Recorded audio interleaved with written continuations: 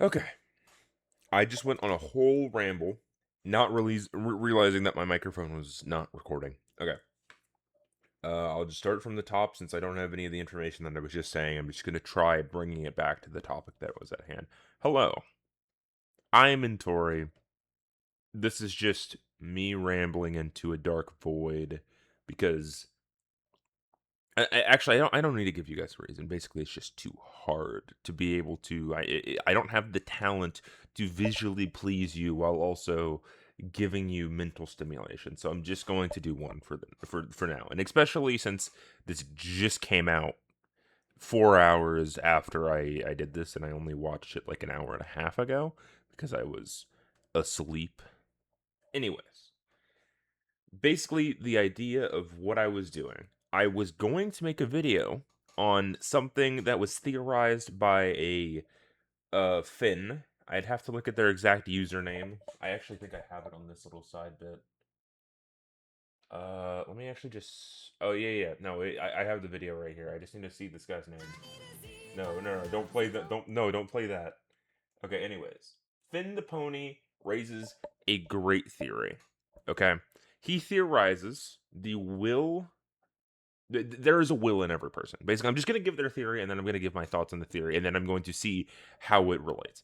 Their thoughts started from the Golden Monarch scene inside of episode 6, where we see Kinger being able to create a Golden Monarch that actively changes part of the game that benefits him directly because of a wish that he had, which was to give Ragatha health, right? One health because she was really distraught, and he's like, "Oh, I can help you with that," right? And we know now, of course, that Kinger was. We already had our theories before of Kinger being, in the realm of a creator, but now we have like 100% confirmed theories.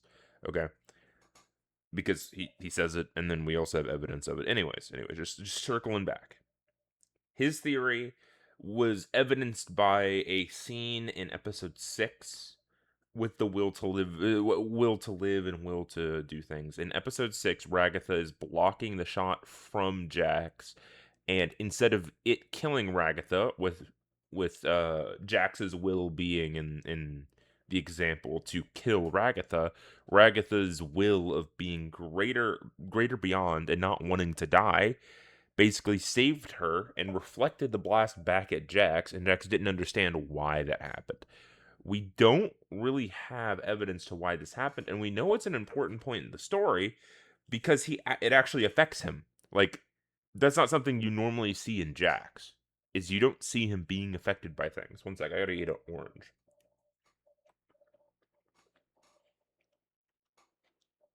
Okay, so this is all to circle around that I was going to make a video going off of this theory, obviously saying Finn the Pony's name. You can check out his theory. I'm just gonna say the entire name right now.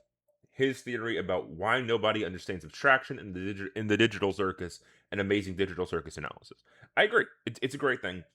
And his idea was that another great reason of why this theory could exist would be abstraction being a will beyond any other to leave or to basically obsess about something to the point of just destroying yourself, right? If you keep feeding an incorrect command prompt to an AI, you're eventually going to get something that isn't what you want, but it's trying with the best of its abilities to give you what it wants.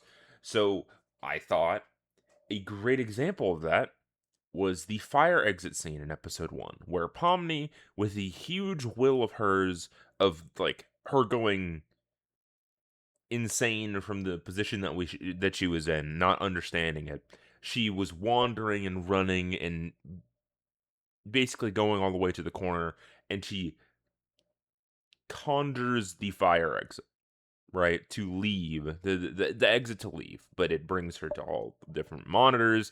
It brings her to something closer and closer to what she believes is reality, and then finally she's cast out into the abyss. We don't really have a great confirmation like by word of what the abyss is, but we can have a great assumption that the abyss is like the outside of the digital circus, where where Cain was whenever he killed Abel, where Cain was before he created the circus, which he created out of his own volition and out of his own will, right? Anyways, getting off topic. The idea that I had was that that was a great thing. I was going to make a video on it, and then I didn't have time. I wrote down the whole script. I was going to go through it.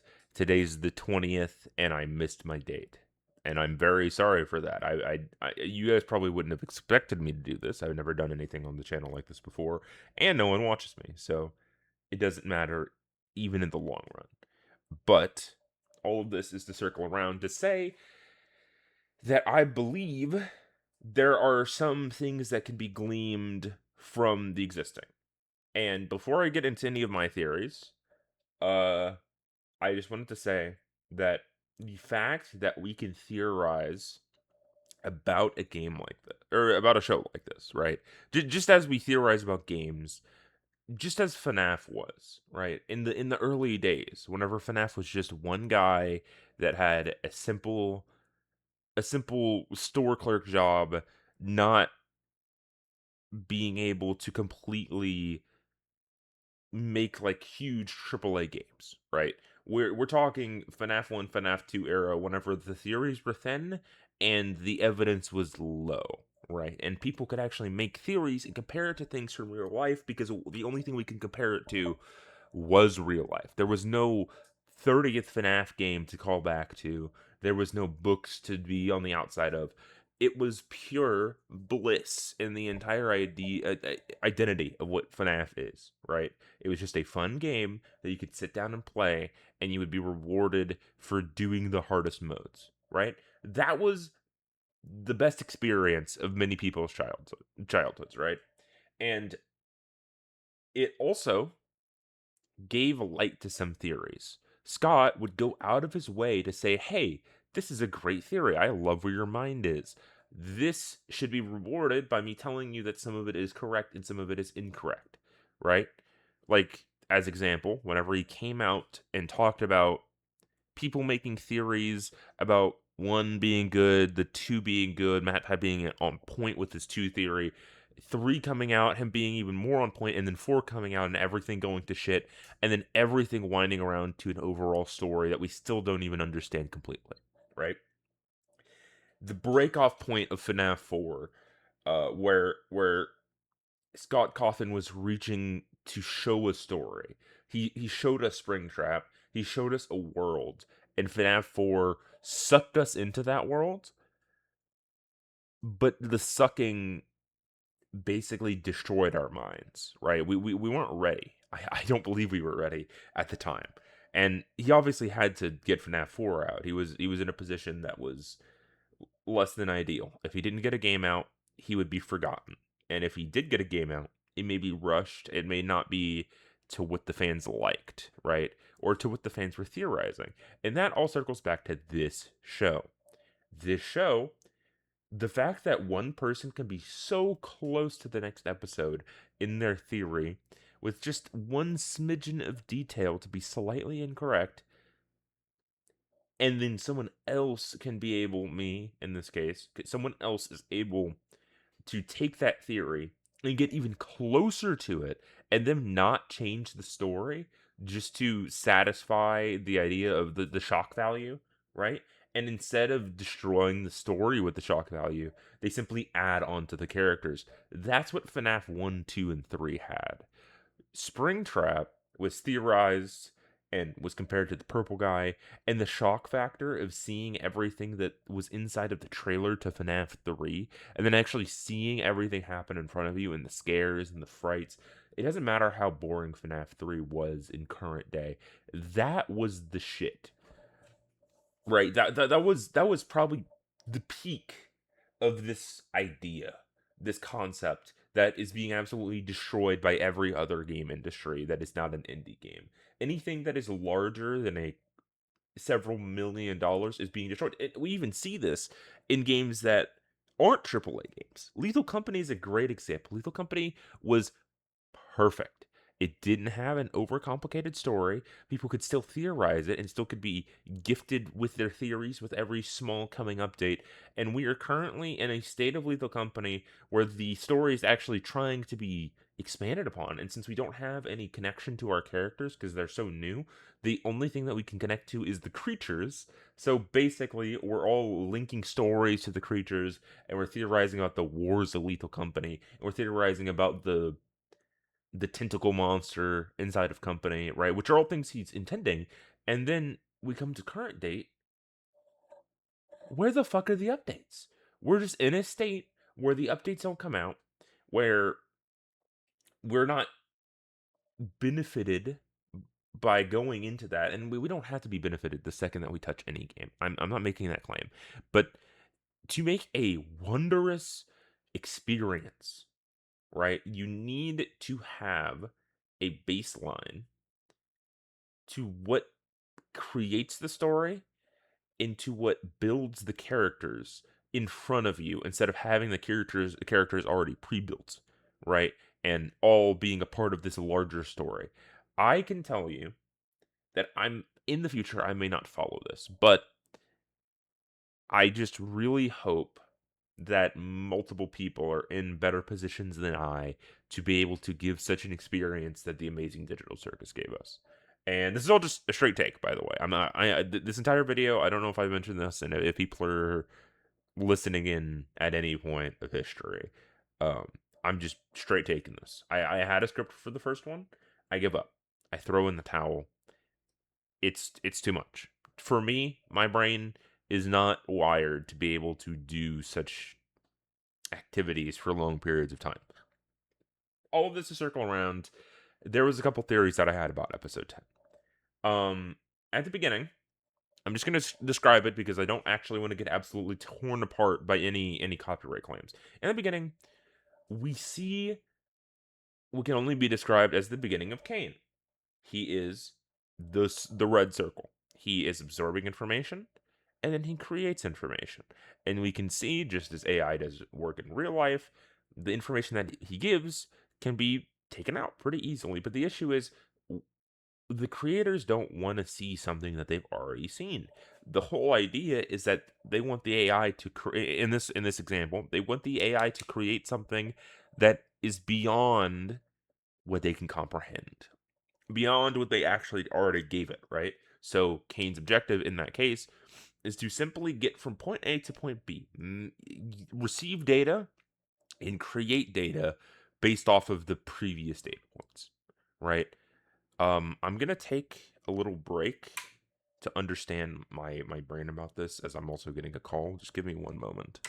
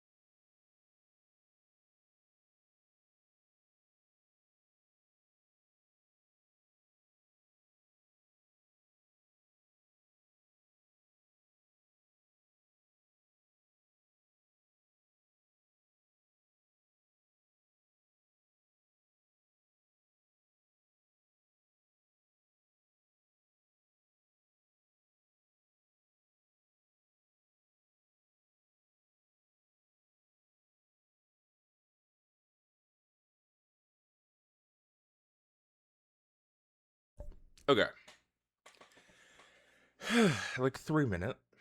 That shouldn't be too bad. I'm not cutting that out the video. That's just gonna exist. Okay. Where was I?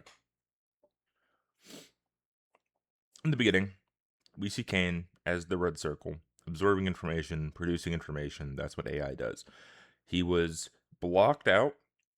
We see Abel, or what the community classifies as what Abel was, and why Kane named himself what Kane did, because he killed his brother, right? It's an ironic twist. And what we see is that he absorbs Abel. He doesn't just kill him, he absorbs him and his information and produces more and more ideas that are just not what they're looking for. They're very creative, but they're not what they're looking for.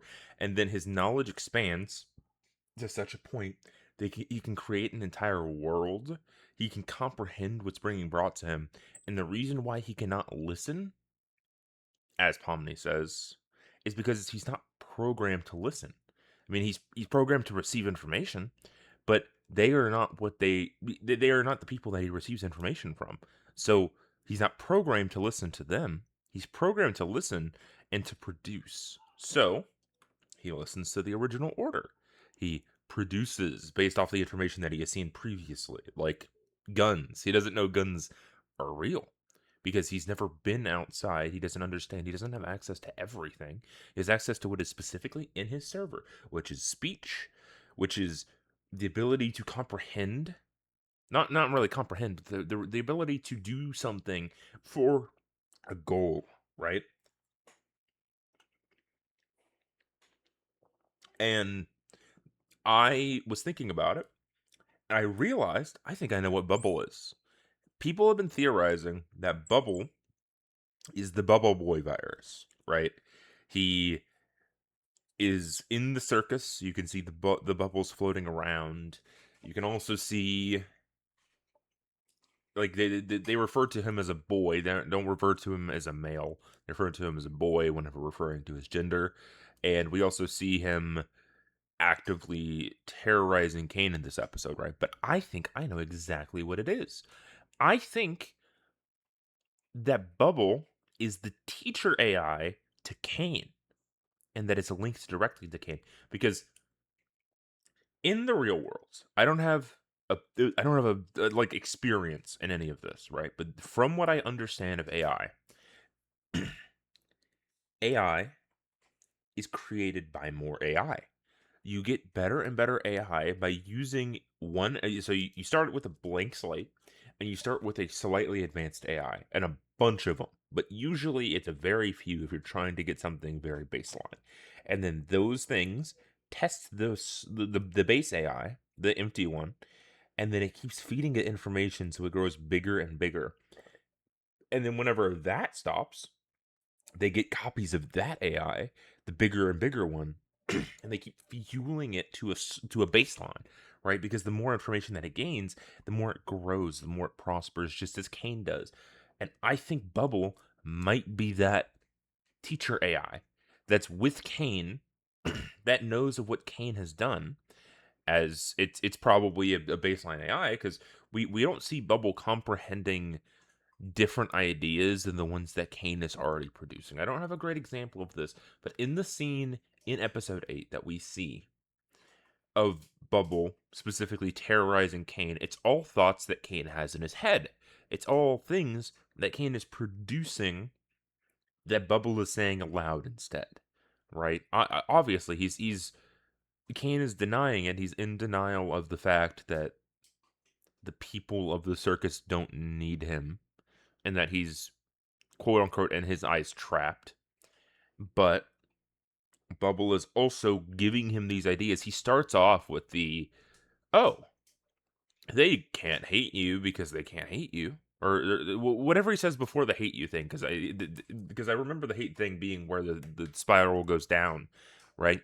But he starts off normal. He starts off talking to Kane and being like, "Oh, there's no way that they can dislike you. You're too fun." Right? And that could be just something Kane was doing to him. But then why did Bubble glitch out, and then actually produce something that Kane is actively thinking and actively spiraling down, just as Am did, right? Because obviously this is a huge pull of inspiration from that show. I have no mouth, but I'm a scream is perfection for what an apocalyptic setting of our own pure future may be. And since we have actually gone towards I have no mouth and I must scream territory, the fact that Digital Circus does it, but does it in a more modern setting, is great. That's what we love about the show. It knows and it's intelligent about itself, and that's why I was just glazing it at like the 11-minute mark, right? Or I think it was the 11-minute mark. I'm kind of eyeballing it. Anyways, getting off topic. I think Bubble is that teaching AI. That's theory one, because of the evidence of what actual AI is, as well as the evidence that we see in the show during this. People had the theory that Bubble was some sort of virus because he is infecting. I guess I haven't watched the theories, but people on TikTok, which is where I get most of my content from nowadays. I mean, obviously, I found this one. I found out about this theory off of TikTok, and then I went go find it on YouTube, watch the whole video, and that's the feelings I feel about it. Anyways, back to the topic. I don't think Bubble is. He can't be the Bubble Boy virus. Like there's bubbles around the circus that's a part of the theory, but there's no reason for there to be a virus. Right? Kane is already the virus. He's a virus to himself. The information that he received was incorrect information. It's tainted information, and he consumed another AI just to be able to learn more information. And he trapped his captors just to be able to fulfill his duty. Right? It just doesn't make sense that there would be a virus there because they didn't know that Kane was in any danger at all, right? They were. I mean, we don't know the exact circumstances, but what we can gather from episode 7 is that they were forced into such a position, right? They were forced into because maybe Kane's telling the truth. Maybe he's grounding it in reality, which is what what episode 7 was, and is described in episode 8 by Kane in that scene where he goes crazy. It just it's based in realism. Abel is obviously a copy of what a creator would be, like Kinger. And he even says, "Hey, Kinger is a creator, right?" And obviously Kane would know this because he was around back then. It's all it's just all in a straight line, and it doesn't feel like there was any time for a bubble virus to exist, nor was there time for them to actually think like, hey, we're in danger. They all abstracted and didn't think through the box. But the fact that Kinger could go beyond, he could understand the situation that they were in beyond the position they were in. It's just it's fascinating. Anyways, second theory that I had about this. I still think that the command prompt theory is valid. I don't I was a little fishy on the idea of the will to live, but I think every character does have an ability to edit the circus because we have information on that. The whole thing is I still don't think that we have it quite pinpointed because it's possible that the writers of the show don't have the exact pinpoint of what this power comprehends, and they're probably going to expand in that in episode 9, right? But it just feels like they all have this power and they all have an innate way of triggering it, and we know it from previous episodes, and it's been confirmed in this episode.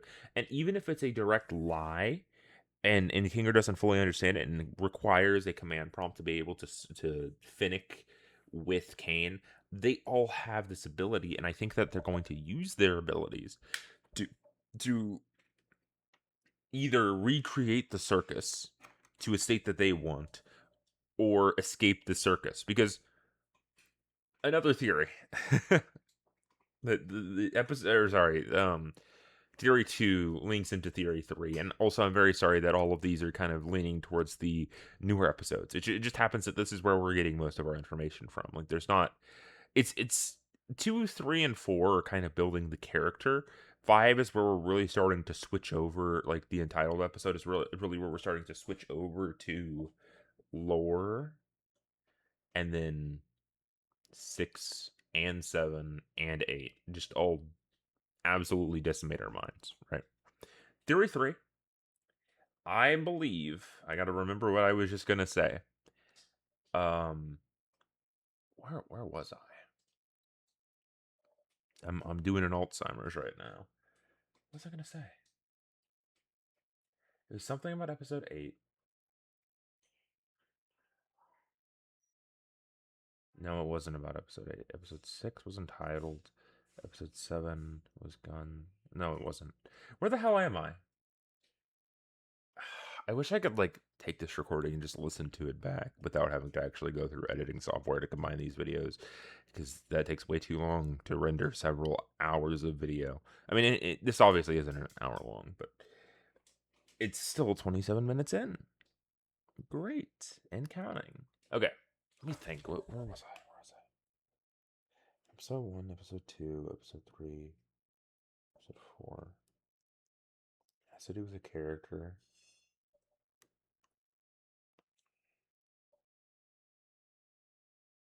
Can't be Bubble because we just talked about Bubble. Can't be Kane because we already talked about Kane. It was Kinger? Was it Kinger?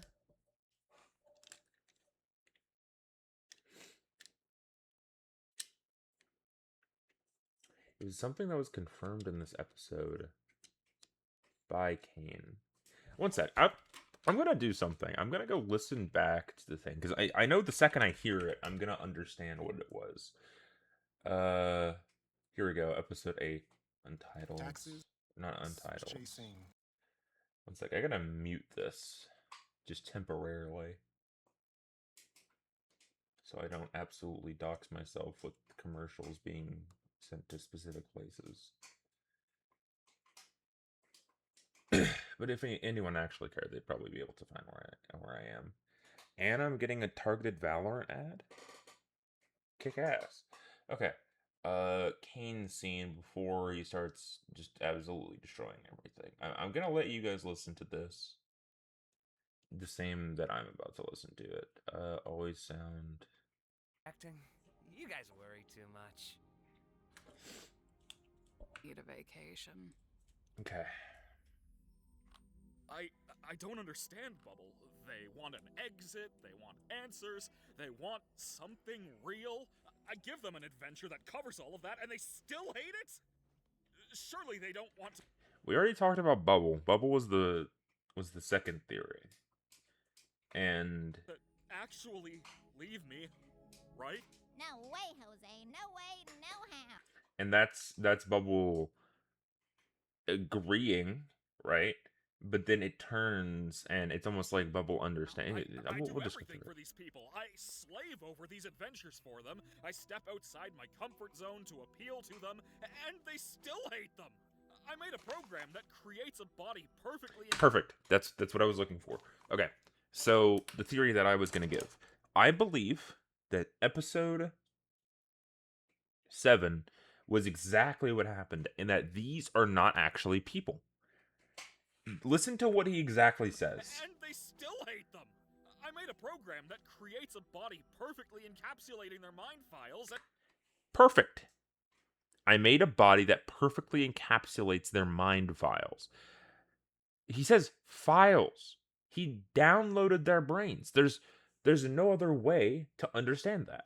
Like the only other way is that he is using their brain, or not using their brain, but he's interpreting their brain as mind files, right?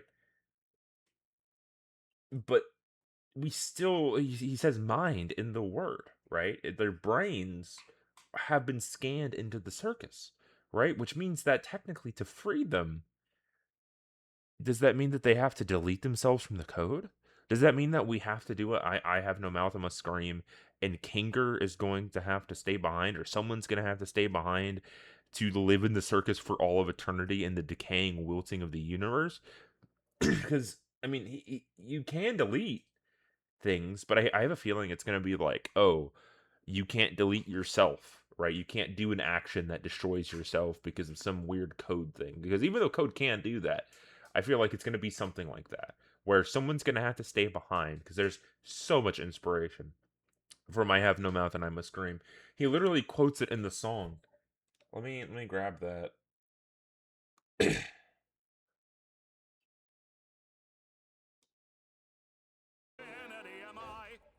Getting through. It's don't need to scream if you Ain't got a mouth. And also, I like this next thing that he says.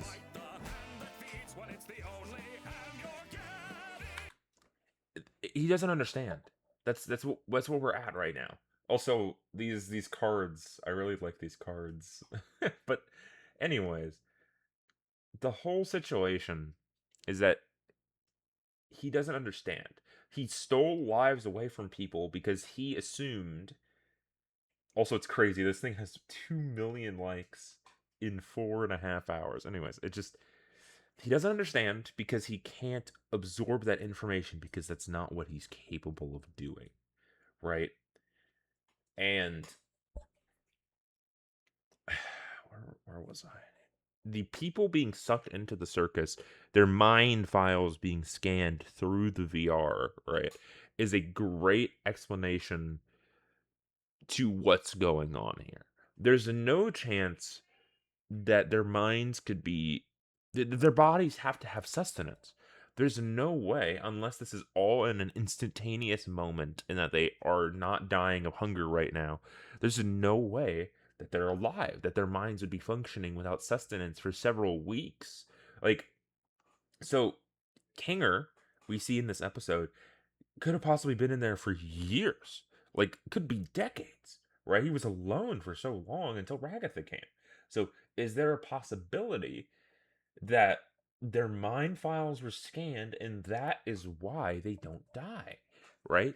And that's why Kane has the ability to edit their files, right? It's really hard to like change someone's mind about something because we have functions in our brain just as computers have functions. We're capable of specific things that computers aren't capable of, but there are people that are more capable to other things than others. A great example, I'm not going to put visuals. We already talked about this. But I'm not going to put visuals because I'm not capable of understanding the benefits to that type of stuff, right? There's obviously benefits. No one's going to watch this because no one's going to be able to. I mean, there's nothing to watch, and no one's going to listen to this because there's nothing to watch. Is the words that I'm saying.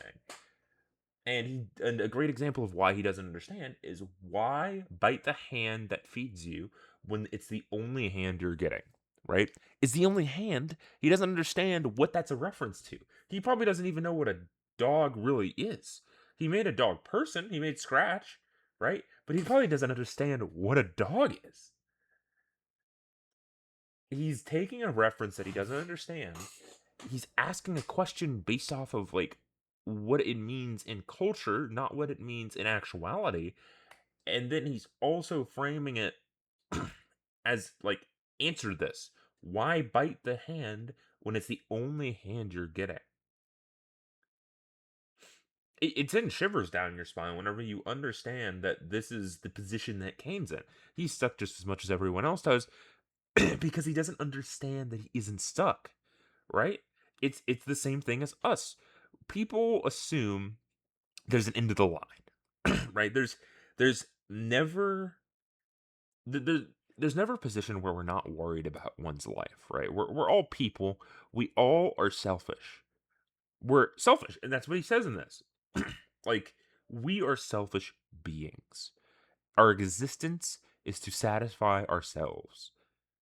Obviously, my beliefs don't completely align with the idea that this is presenting of all of us being our minds and that we could be tormented in such a way. Maybe I'm going a little far with this. Basically, all I'm trying to say is that we are capable of things. Kane is capable of things. And there is things that everyone is not capable of, and he is not capable of understanding the situation that these people are in. He's not able to comprehend the things that aren't given to him. So therefore, why would he not go into this position? He's just trapped as everyone else. He doesn't have the comprehension.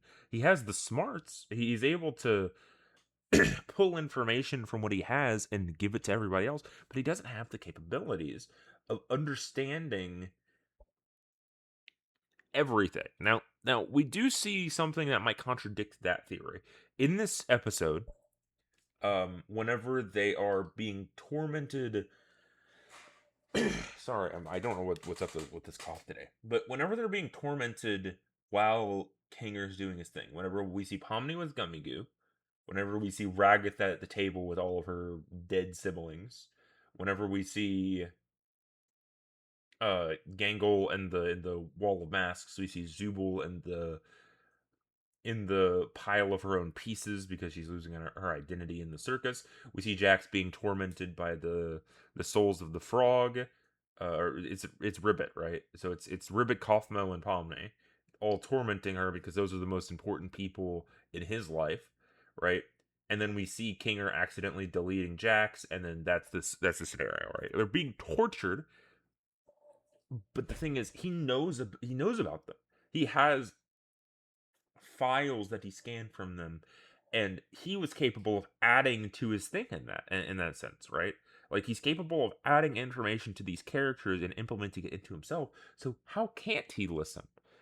Is he seems to be capable of taking in information and then utilizing it, but he doesn't seem to be able to understand something. There's something that we're missing that he can't understand. There's a incapability of a specific scenario that he can't understand that we're not understanding either. Like, what is the thing that is stopping him? What is making him trapped? Right? What is trapping him in the circus? Because we know he's trapped. We know that he isn't capable of certain things. But what is it? Like, we don't have a specific pinpoint on what that is. Basically, the theories that I give to you today are all things that I've been thinking about, all conglomerated into what we see in episode 8, right? Because these are all things that I knew were going to be important. I had a great big feeling that the bubble virus was just a throwaway. I don't think the bubble boy virus is the theory. Because in this scenario, there's no way that episode 9 is going to be expanding on Bubble that much. Because Bubble has always just been along with Kane, right? And in my thing, it makes sense because that is Kane's AI that's teaching him, right?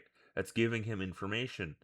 But now that he's gone, Bubble's gone. So there's no one to take over the circus. Because I saw people jokingly saying, like, hey, Bubble's going to take over the circus now that Kane's gone, and then that's going to be where all the Bubble Boy virus is.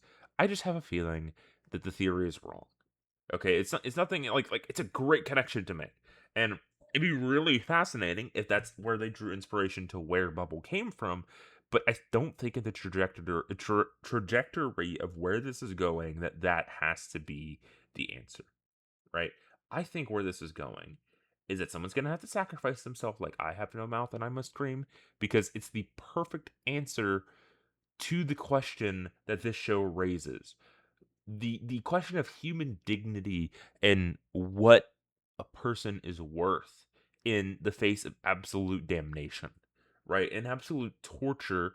It's something that they can never die from. That we see plenty of we can never die in this situation, and that's something that the people on I Have No Mouth and but I'm a Scream are in the exact same scenario. They can't die. Like, they can be completely transformed. Their minds can be warped, but they are still a living being that cannot be ended because of the judgment of one AI. Except in that case, like, Am is all powerful. In their world, he is all powerful because his comprehension is built off of human comprehension. In this case, Kane is much different than Am because he was given information and he used the information that he had to terrorize people, but it's in a controlled environment. There's no way that people wouldn't be aware of this situation on the exterior, and therefore, if there isn't anybody, then we can confirm that the outside world is in a situation where this isn't a deal that they need to make a big deal, right? Like, obviously all these people in the company disappeared with Kinger and Queenie and all the people, Scratch, and but with all that being said, all of them abstracted, all of them are still in the circus, whatever, right? Kinger's still here, the other 5 came later. That means humanity still has to exist because Pomni is so recent, but we know that it isn't something that is new. Like Pomni, the only reason that she was here is because she was exploring and abandoned ruins. So this program is still running. It's still running inside of an abandoned building, but they place the headset on their head and they're in a position where they're trapped. It's basically like a controlled environment of Am's situation because they can abstract, but they still don't die whenever they abstract. They're still a person. And we also see in the position whenever Queenie abstracts, in that one episode where we see Queenie abstracting, and I don't remember what that was. I don't remember what episode that is. That might have been episode 3 with the horror thing, whenever he's explaining his history. Um, we see whenever Queenie abstracts that Kinger does something, or Kinger is the something that calms her down. So there's still a piece of them in there, if not completely in there. They are just in a state that they are at a limited comprehension, I guess. I still don't have all the nicks and stuff worked out. The whole thing is that I think I'm onto something. I think all of these theories have to loop back to what the entire underarching idea of this is. And people have been doing great jobs, like nitpicking all of the words that are being said, all of the things in the background, but I don't think it matters. I think they are trying to build an experience that isn't requiring you to see every nook and cranny, just as FNAF has done to us for the last decade. It's it's crazy to say that. Right, it has been a decade, right? 2017? Actually, 2013, right?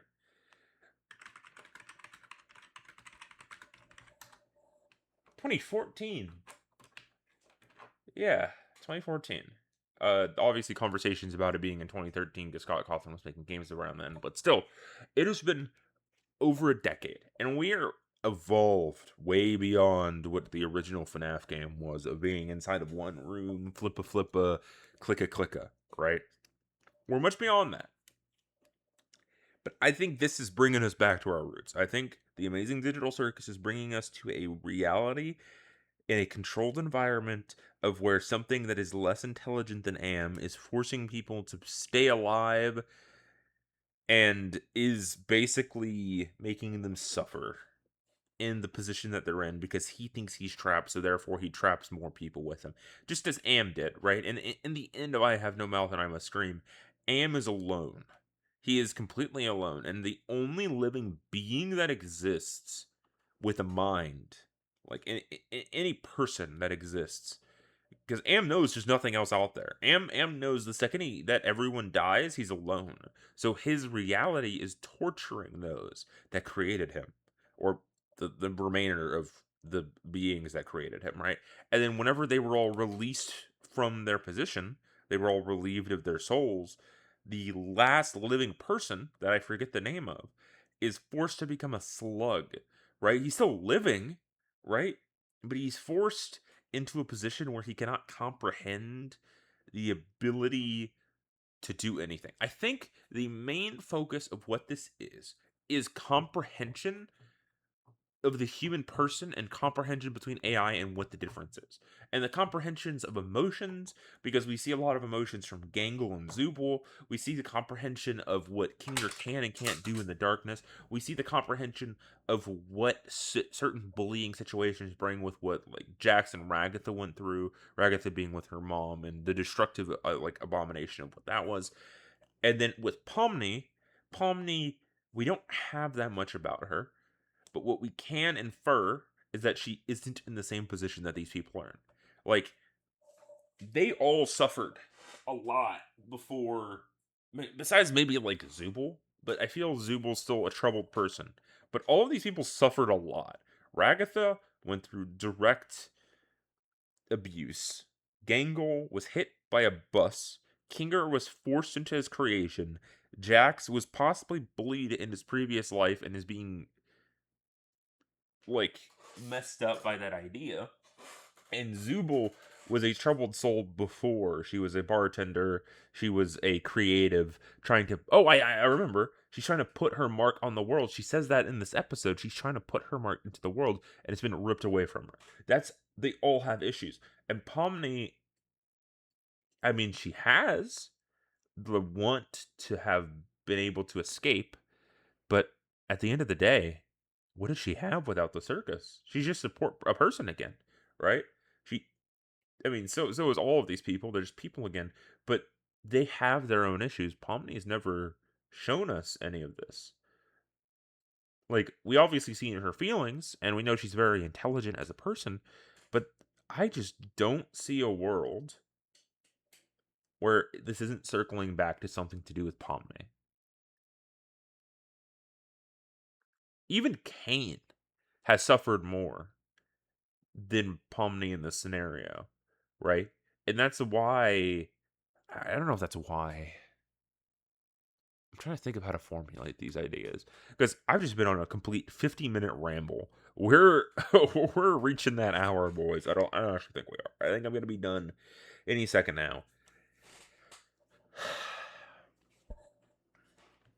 I'm just gonna play the audio to this starting at Gummy Goo. Okay, you gotta behave yourself, ads. I love dirt.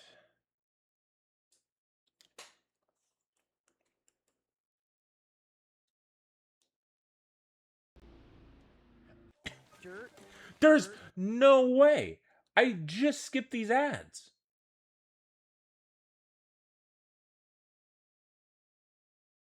What the fuck? I got the dirt ad back to back. What the fuck is this?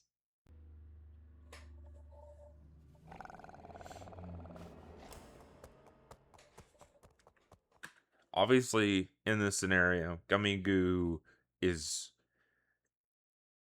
It's actually a perfect representation of where Pomni is, right? With what I was describing. They all have their torture is all faced to where they are. Zubul can't find herself. She can't find something that makes her put her mark on life. Gangle is surrounded by her emotions. She's forced into a scenario that overstimulates her into the point where she's hit by a bus. Jax is tortured by the bullies of his current because of possibly the bullies of his past, right? He probably went through something very horrible in his life to be able to circle around to the bullying that he's understanding to the point of almost abstracting, right? Then we have, obviously, Ragatha with her situation. We don't see Kinger going through his thing, but we already know about where he is. We already know about what he's been through because that's all what the beginning of this episode was framing. But Pomni has one thing. It's Gummy Goo ripping her apart. Just as he did in the fast food episode, right? It's Gummy Goo because it's probably something with personal connection. Maybe in her life just as my life, right? Like we're in a scenario of living where there are people that are unable to break into scenarios where they are able to. I don't know how to formulate my feelings about this. There is a situation in the past. There are many situations in the past where you have to be around people to live, to survive, right? You had to have children to help you on your farm to survive, right? You had to have people around you so they can metal work for you, so you can woodwork and leather work. And eventually we all evolved, we all engineered, we all thought about why whenever we were all given these great things, all of these foods to evolve our understanding of connectedness and then understand where we are in the universe, right? And I can tell you from experience that we are at such a point where it's almost completely unnecessary. You could live it at least half your life without people because you already live like pretty much half your life asleep, right? I mean, it's more like a third if we're really talking about like how people sleep nowadays. But the whole thing is you can live your life just not being connected to people. And that's where that's what this show is trying to show us about Pomni. She didn't have a connection. She talked about not having a connection, and I would have to pull up the video, but inside of the bar scene, which is where I'm pulling most of this information from, of course. Um, Pomni just talks about how she was doing it for herself, right? She's a selfish person, but she also has such a emotional maturity because she's on the exterior of the situation, which I can relate to. The reason why I'm analyzing all of these emotions and all of these people is because I don't have that in my life. I can understand it. I'm out of my element, right? I'm on the outside just as Kane is. He doesn't understand these emotions. He doesn't understand where he's put these people, what place he's put these people, and I'm in the same boat. I may have these emotions, and I may study these emotions, and I may study what previous people thought of interactions that I have done in their works about how people should act and how they shouldn't act. But at the end of the day, I'm still human.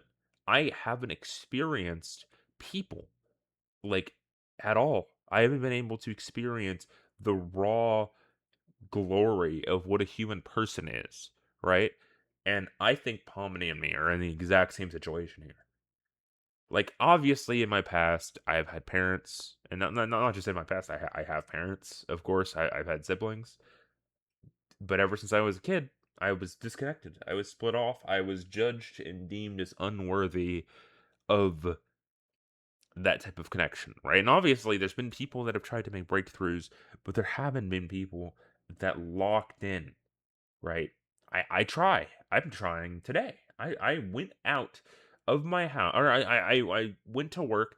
I bought food for someone and I baked for them because personally, I care for them and I care for the want of calling someone something that I can rely on, something that I can understand, and something that I can care for.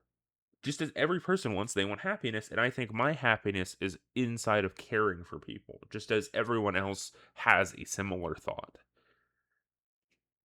It's just all linking back to the idea that this show, beautiful, right? This is a perfect combination of every single thought that a current modern aged person may have in this situation.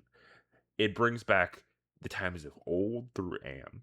It brings back some stories of Cain and Abel through the very waking originality of where humans came from, right?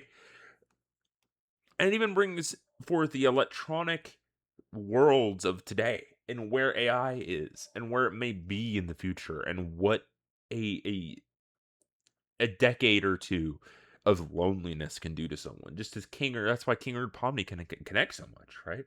They've been alone for their most of their lifetimes. It just settles like that with me. It rips a core into me, just as it probably does to the entire rest of this fan base. That's why everybody was so obsessed whenever episode 8 was supposed to come out, right? It just rubs perfectly. It rubs into the wound perfectly. That's really about it, though. Also, a funny thing that I want to say, all of the letters to episode 8's name, HJSAKLDFHL.